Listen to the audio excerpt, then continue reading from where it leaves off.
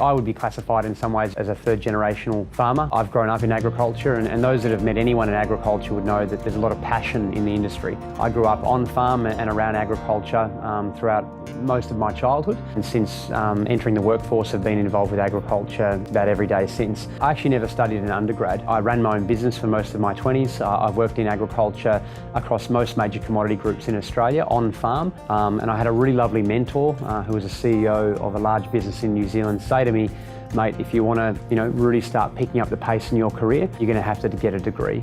So I did a lot of looking around, and the EMBA at Bond was the best fit for me.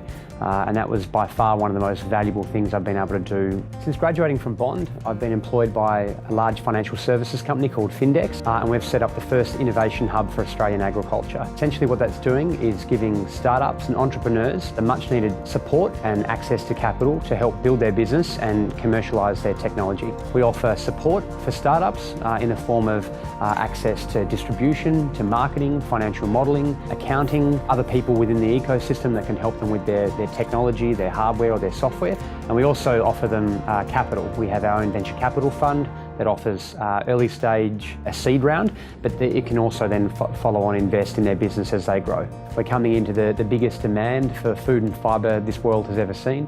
Australian agriculture has been the fastest growing pillar of Australia's economy for the last few years.